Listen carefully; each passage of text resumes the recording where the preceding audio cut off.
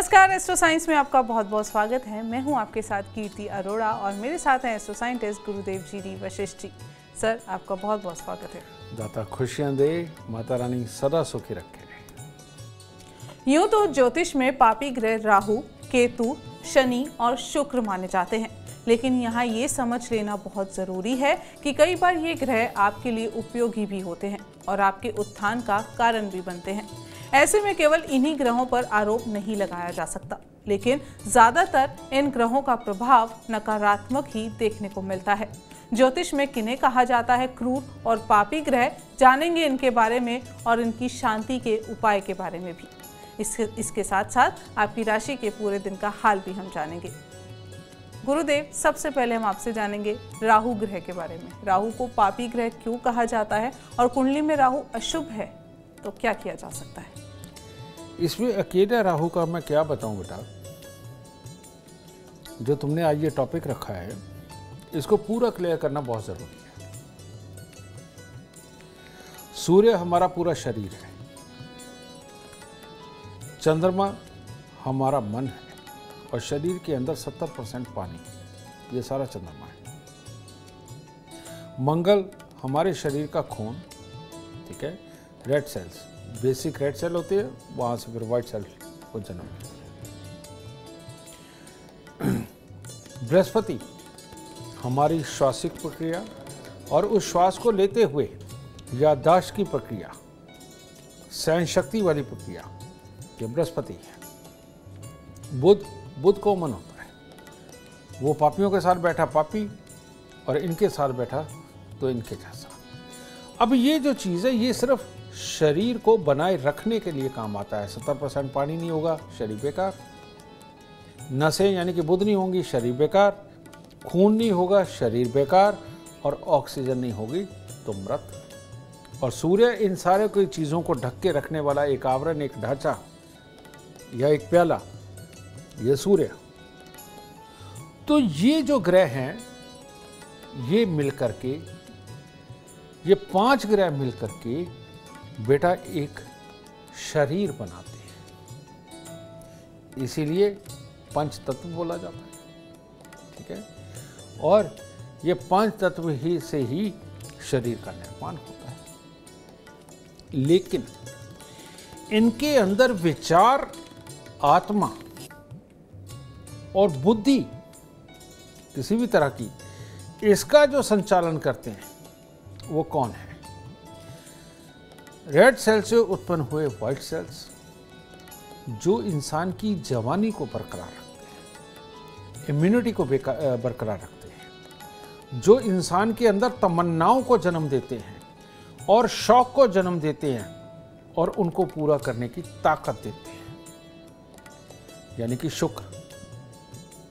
क्योंकि ये सारी तमन्नाएं रात्रि के वक्त में पूरी की जाती है, दुनिया के सामने नहीं की जाती, इसको पापी का दर्जा दे दिया।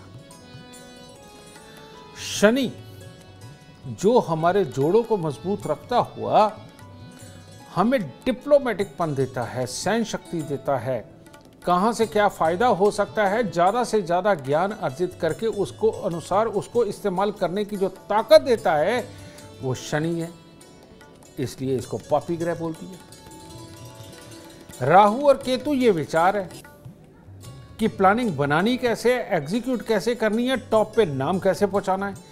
अब ये चारों हिडन शक्ति है जो नजर नहीं आती, जो शरीर के अंदर होती है।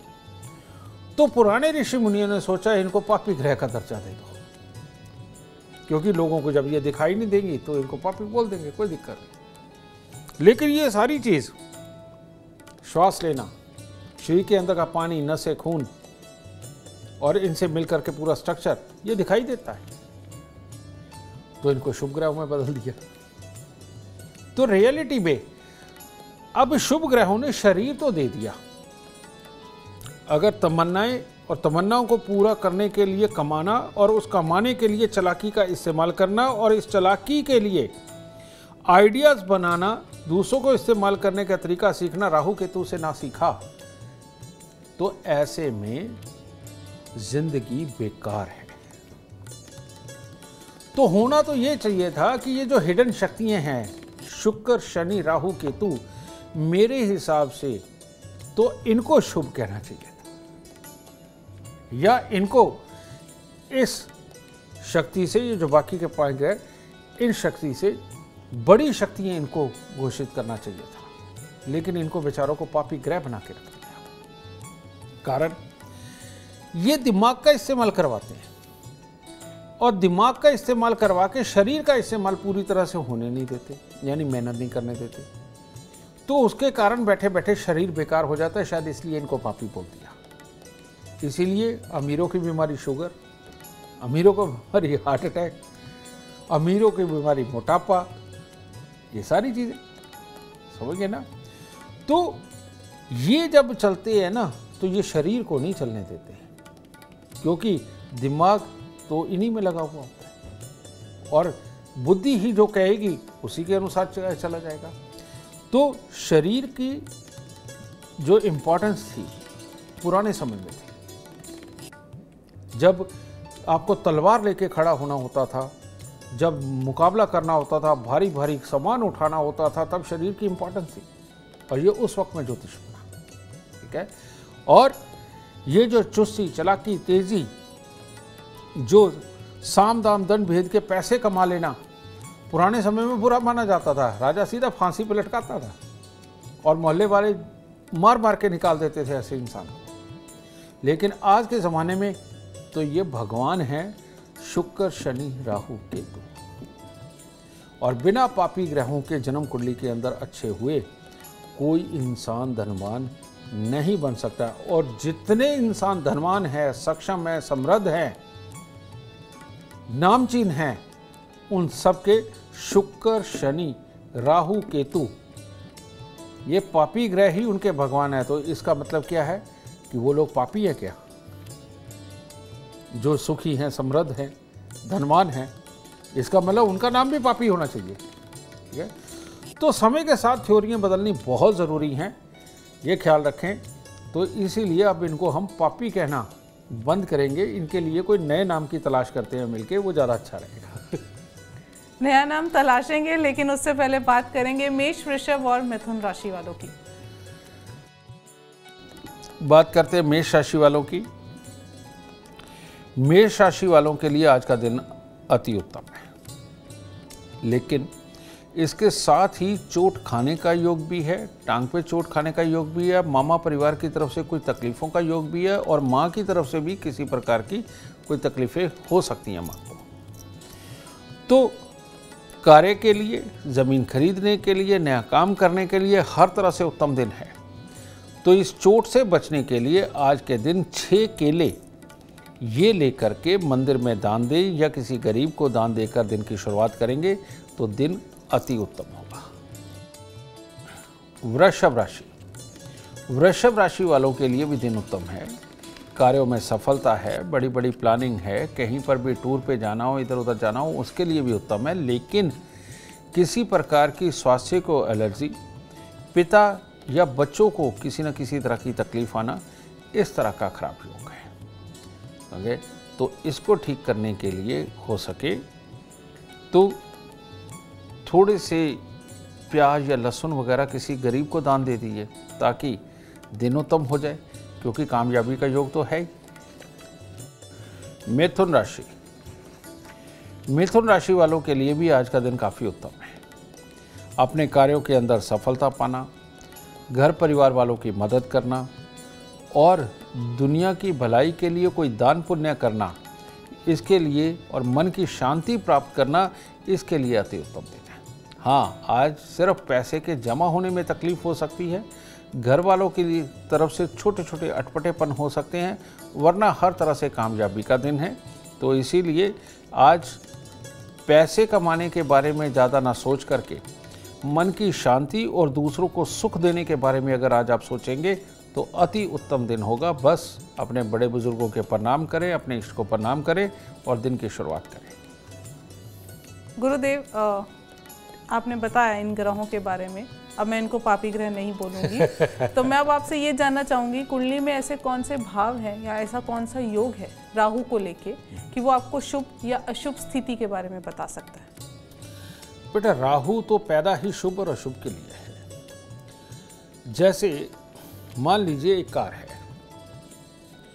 उसको अगर हम धैर्य से चलाएंगे, 60, 70, 80 की स्पीड तक चलाएंगे तो एक्सीडेंट के योग कम है। तो ये 60, 70, 80 की स्पीड पे लगातार चलते रहना ये शुभ राहु है। लेकिन वहीं जब उसको 100, 120, 130, 40, 50, 60 की स्पीड पे चलाते हैं, इसे अशुभ राहु बोलते हैं। तो शुभ और अशुभ का निर्धारण क्या है? जो आदमी सोच समझ के धैर्य के साथ डिसीजन लेके स्टेप बाय स्टेप बढ़ता चला जाता है, प्लानिंग को सक्सेस करता चला जाता है, उसका राहु शुभ है। और जो रोज नए पंगे लेकर ये भी कर लो, वो भी कर लो, ऐसे भी कर दो, वैसे भी कर दो, कर करके नुकसान ही नुकसान करके रोज अपने फायदे को भी घाटे में कन्वर्ट करता चला जा रहा है, उसका राहु अशुभ है। तो यानी कि विचारों का हर वक्त बनना और रोज नई कोशिश करना, ये खराब राहु है। और धैर्य से संभल के पैसा खर्च करके, पैसा लगा करके पैसा कमाते चले जाना, ये शुभ राहु है। तो जो लोग भी अपनी बुद्धि को काबू नहीं रख पाते, कहते हैं हम बहुत मेहनत करते हैं, दिन रात काम में लगे रहते हैं, उसके बावजूद नुकसान होता है, इन लोगों को माँ सरस्वती का पूजन, माँ सरस्वती का पूजन दो तरह से हो सकता है। एक तो है आप हाथी को गन्ने मूलिये खिलाएं और मंदिर में माँ सरस्वती को नीले फूल चढ़ाएं। और दूसरा है आप लोगों को सुबह और शाम अपनी प्लानिंग बनाने की जगह पर गाने सुनने चाहिए।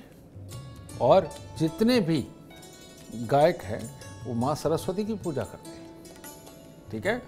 तो ये जो गाने सुनना है, ये एक तरह का ध्यान लगाने जैसा होता है, अपने आप को कूल करने जैसा होता है। और जब हम गाने सुनते हैं तो और विचार दिमाग से हट जाते हैं, हम अपने भाव में चले जाते हैं, समझ गए। तो ये भी ध्यान लगाने जैसा है।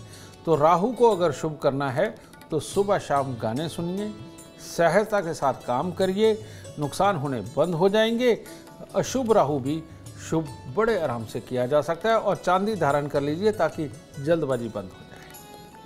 आपकी कुंडली में राहु शुभ है या अशुभ, इसके लिए आपको जानना है तो एस्ट्रो साइंस ऐप डाउनलोड करना बिल्कुल ना भूलें। चर्चा आगे बढ़ाएंगे और बात करेंगे अब कर्क, सिंह और कन्या राशि वालों की।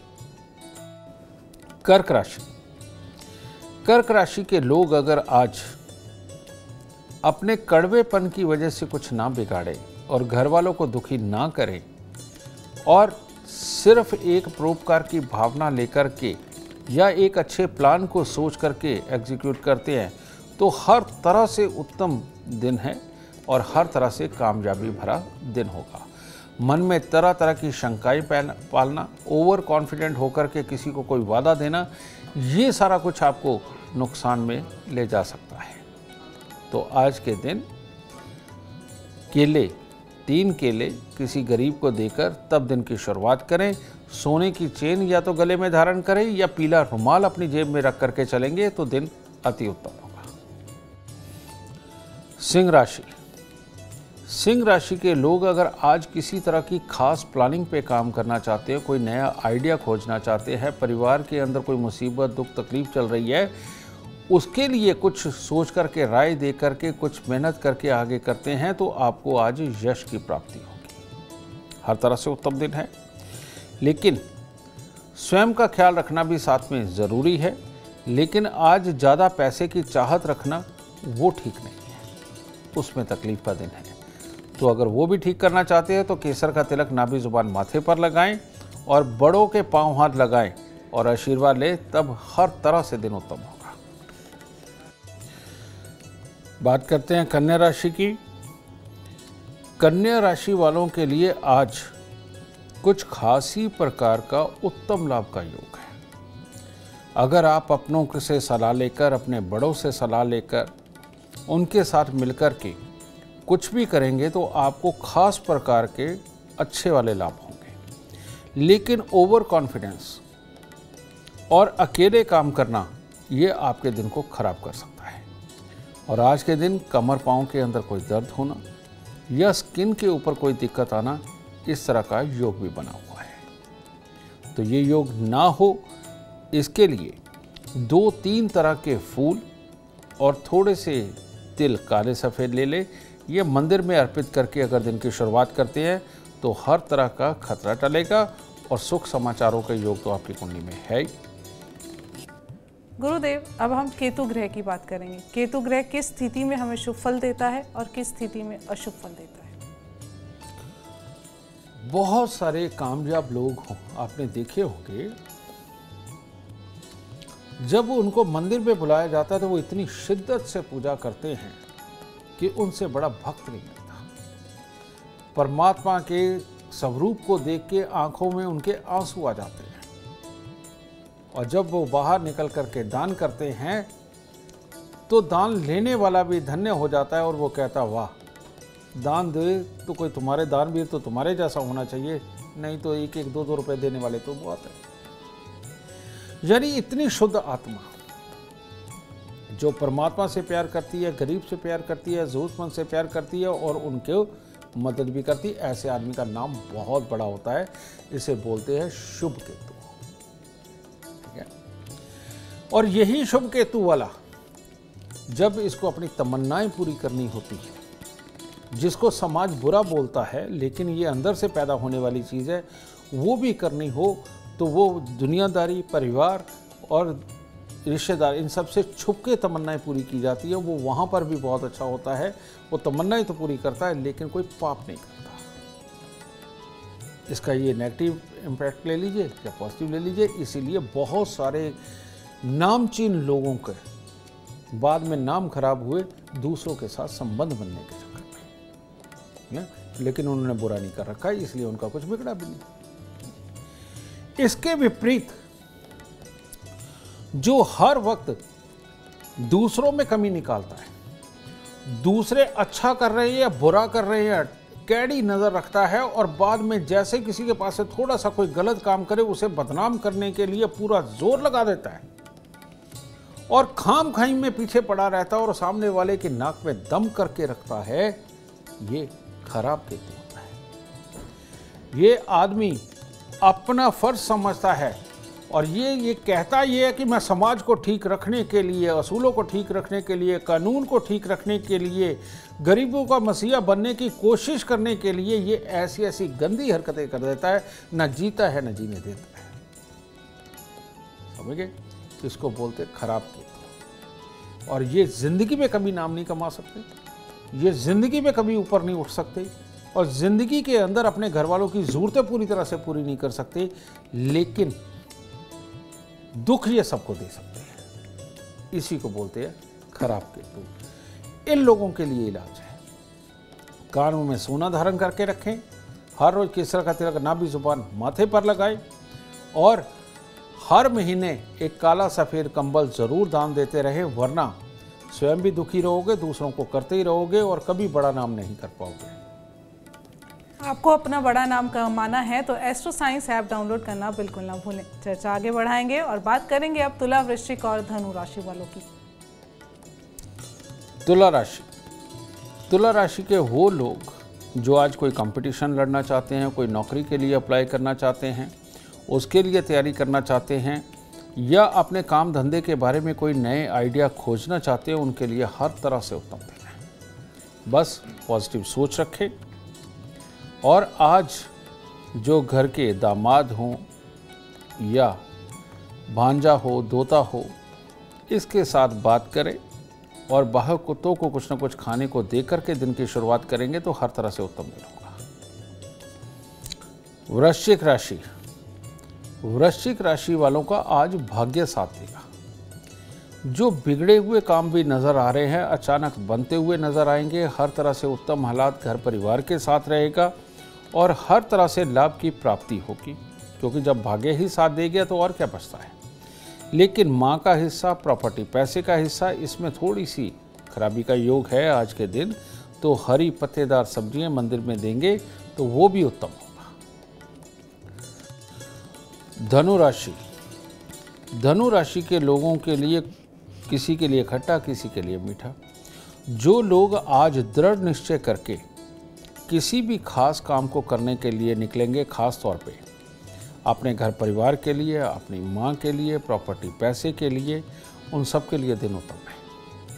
लेकिन अगर आप खास दृढ़ निश्चय करके लड़ने के लिए निकले, अपनों से शिकायतें करने निकले और बात को क्लियर करने निकले तो दिन खराब है। तो ऐसी अवस्था में मामले कमज़ोर पड़ सकते हैं। तो दूध और शहद मंदिर में दीजिए, आज कुत्तों को कुछ ना कुछ खाने को दीजिए और लड़ाई से बचे, शुभ कामों की तरफ ध्यान दीजिए, दिन अति उत्तम होगा। गुरुदेव, राहु केतु जान लिया, अब शनि ग्रह। शनि ग्रह को न्याय के देवता कहते हैं, तो किन स्थितियों में ये शुभ हैं, किन स्थितियों में ये अशुभ फल देते हैं? हाँ, नेचुरली जब ये न्याय करते हैं तो ये शुभ है, जब ये अन्याय करते हैं लेकिन न्याय की बात करते हैं तब ये अशुभ है। जैसे शनि शुभ की खासियत क्या है? शनि शुभ का इंसान दान करेगा, पुण्य करेगा, परमात्मा का नाम भी लेगा और बिजनेस में, काम में, इंडस्ट्री में, बिल्डिंग लाइन में टॉप पे होगा। और परमात्मा के घर में दान देना हो, भर के यही देते हैं। शनि शुभ वाले ही भर भर के धार्मिक जगहों पे दान देते हैं। और ये शनि शुभ वाले सबका भला सोचने वाले होते हैं, लेकिन ये आत्मज्ञानी होते हैं। इनको पता है कौन सा मेरा भाई बहन काबिल है, कौन सा मेरा भाई बहन नाकाबिल है। ये नाकाबिल को उसके जैसा काम उनको करवा के देते हैं, काबिल को उसके जैसा करवा के देते हैं। तो ये लोग ही सही मायने में धरती पे भगवान वाली भूमिका निभाते हैं, जिनका शनि शुभ होता है। समझ, भगवान के बाद अगर कोई देनदाता बनता है तो वो शनि शुभ वाला ही होता है, बृहस्पति सूर्य मंगल सूर्य वाला नहीं होता। ठीक है, तो ये शनि वाले यही बड़े बड़े इंफ्रास्ट्रक्चर के मालिक बनते हैं। और शनि अशुभ वाला कहानी तो ये सुनने वाली है, और वो क्या है? इसका काम है हर काम में कमियां निकालना। जो भी इंसान आसपास के माहौल के अंदर ठीक ठाक कुछ कर रहा है, ये उसके अवगुणों को नोट करता है और ये सारा दिन सबके अवगुण नोट करने में इतना बिजी हो जाता है कि दोस्तों के बीच में बैठ के उसकी चर्चा का विषय यही होता है। जैसे अपने इलाके का एमएलए, अपने इलाके का काउंसलर, अपने इलाके का प्रधान, अपने पड़ोस के अंदर बैठे हुए जो मंदिर का प्रधान, इसका काम है इन सब के अंदर कमियां निकालना। अपना वो रिश्तेदार जो सबकी मदद कर रहा है और जो इनको भी दे रहा है, उसके अंदर कमियां निकालना और जिद में अड़ जाना। और जिद में अड़ करके जो इसने सोचा है वो उसकी कमी है सबको बताना, और जो उसने किया है उसका कभी गुणगान नहीं करना। यानी कि सही मायने में सेल्फिश वो इंसान जिसका काम सिर्फ कमियां निकालने का हो, सुख देने का बिल्कुल ना हो, कहना मानने का काम तो बिल्कुल ना हो। और जो भी इंसान कहना नहीं मानता घर वालों का या समाज का, उसका शनि खराब होता है। और जो आराम से एक वाजिब बात को बड़े आराम से मान जाता है, उसका शनि अच्छा होता है। तो हमारे यहाँ सपनों के पीछे पागल होकर के भीड़ बनाने वाले जितने लोग हैं, सब शनि खराब हैं। वो दूसरों की बातों में आते हैं, दूर बैठे किसी की एक बात को सच मानते हैं और मामले हो जाते हैं। अब पिछले दिनों के अंदर कोई हीरो बने, वो हीरो जिस वजह से बने वहां उनको टिकने नहीं दिया, वहां से निकाला तो लोगों ने रेटिंग गिरा दी। और ये जो रेटिंग गिराने वाले लोग हैं, ये सब खराब शनि वाले ज्यादातर। इनको रियलिटी के अंदर शुभ शनि में कन्वर्ट होना पड़ेगा। और शुभ शनि में कन्वर्ट होने के लिए करना क्या पड़ेगा? कुछ नहीं। रोज सुबह उठ करके अपने माता पिता के पांव हाथ लगा करके आशीर्वाद देना। दूसरा, जिसके लिए भी नेगेटिव ख्यालात बहुत ज़्यादा दिमाग में बढ़ रहे हैं, उसका नाम लेकर के 4 फूल लीजिए और जिस भी आप परमात्मा को मानते हैं उसको अर्पित करके कहिए कि ये आदमी गलत कर रहा है, प्रभु अगर ये सच में गलत है तो इसको सजा दो, नहीं तो इसे माफ़ कर देना और ये फूल चढ़ा देना। आपको अपने परमात्मा पे तो विश्वास होना चाहिए, और अपने परमात्मा पे विश्वास करके अगर ये आप काम करने लग गए, और जब आपने परमात्मा को ही ये कहना शुरू कर दिया कि आप जिसे गलत समझ रहे हैं उसको परमात्मा देखे, तो परमात्मा आपकी इस मीठी और अच्छी और प्यारी सोच के कायल होकर के आपको काबिल बना करके जिंदगी के अंदर धन धान्य बख्शने लगेगा, समझ गए, और आपको काबिल बना करके आपका नाम बड़ा करेगा। क्योंकि जब हम दूसरों का भला मांगते हैं और आपके पास से कोई गलत काम ना हो जाए इसके लिए परमात्मा के ऊपर छोड़ के चलते हैं, परमात्मा जब यही भाव आपकी तरफ से अपनाते हैं तो तब वो आपको एक अच्छा इंसान मान के आपको भर भर के देने का काम करते हैं। इसीलिए आपको परमात्मा के दरबार पे ज़रूर जाना चाहिए। बहुत खूब। अब चर्चा को आगे बढ़ाते हैं और बात करते हैं मकर, कुंभ और मीन राशि वालों की। मकर राशि वाले वो बच्चे जो विदेश जाना चाहते हैं, लिखाई पढ़ाई के लिए कोशिश करना चाहते हैं, रिश्ता तय करने के लिए कुछ ना कुछ देखा दिखाई करना चाहते हैं, या विदेश में ही शादी करने के लिए जीवन साथी ढूंढना चाहते हैं, उनके लिए दिन बहुत उत्तम है। तो इसीलिए आज का दिन आपका अति शुभ हो, इसके लिए केसर का तिलक नाभि जुबान माथे पर लगाएं और पीले रंग का रुमाल जेब में रखें, दिन और शुभ होगा। कुंभ राशि के वो लोग जो तरक्की पाना चाहते हैं, नौकरी के लिए खास तौर पे प्रयास करना चाहते हैं, बॉस को खुश करना चाहते हैं, या अपना काम काज करके अपने संस्थान को दिखा करके तरक्की पाना चाहते हैं, उनके लिए बहुत ही उत्तम दिन है। बस अपनी कड़वी ज़ुबान से परहेज करना है। कहीं पर भी फालतू की एक्सरसाइज यानी कि शारीरिक कोई ऐसी हालात ना पैदा करें जिससे कि कोई लचक आ जाए शरीर के अंदर और कोई दर्द बन जाए, इससे बचना है। और कड़वी ज़ुबान से बचना है, ओवर कॉन्फिडेंस से बचना है। दिन हर तरह से उत्तम है और हर तरह से किस्मत साथ देगी। मीन राशि वालों के लिए भी अति उत्तम दिन है। आज के दिन किसी भी तरह के हल निकालने हो, अपने सुख के लिए कोई नई भविष्य में प्लानिंग करनी हो, और ख़ास तौर पे बिजनेस से रिलेटेड या लिखाई पढ़ाई से रिलेटेड या किसी भी प्रकार के ज्ञान को खोजने से रिलेटेड किसी भी तरह के कार्य करने हो तो बहुत उत्तम है। और अगर प्रेम संबंधों की बात हो तो उसके लिए भी बहुत ही अच्छा समय है। और आज के दिन प्रेम विवाह की बात अपने घर वालों से करनी हो उसके लिए भी अति उत्तम दिन है। तो आज के दिन थोड़े से केले का दान आपका कल्याण करेगा। गुरुदेव, अब हम शुक्र ग्रह की बात करेंगे। किस स्थिति में शुक्र ग्रह शुभ फल देता है और किस स्थिति में शुक्र ग्रह अशुभ फल देता है? इसका सिंपल सा लॉजिक, जिस भी इंसान के अंदर बीमारियों से लड़ने की क्षमता है उसका शुक्र शुभ है, और जिस इंसान को बार बार बीमारियां हो रही हैं, क्योर नहीं होती, ठीक होकर के फिर बीमार हो जाते हैं, उनका शुक्र अशुभ है। और अशुभ वालों को पंचामृत परमात्मा का अभिषेक करके उसका सेवन करना चाहिए। फल उनको रोज़ ज़रूर खाने चाहिए परमात्मा पे चढ़ा के। चूने वाला मीठा पान उनको ज़रूर खाना चाहिए। और फूलों से बने हुए जो खाद्य पदार्थ है जैसे गुलकंद वगैरह, ये ज़रूर सेवन करने चाहिए। और जो इंसान भी इस तरह से, और सबसे उत्तम है तरह तरह के मुरब्बे, अगर ये बना के खाता है तो शुक्र इसी से ही अच्छा हो जाता है। इतना छोटा सा जवाब है इसका, और इसी से आदमी स्वस्थ हो जाता है और शुक्र अच्छा हो जाता है। बहुत खूब। उम्मीद करते हैं आपको आज का एपिसोड अच्छा लगा हो और गुरुदेव की बताई बातें आपके काम बना दे।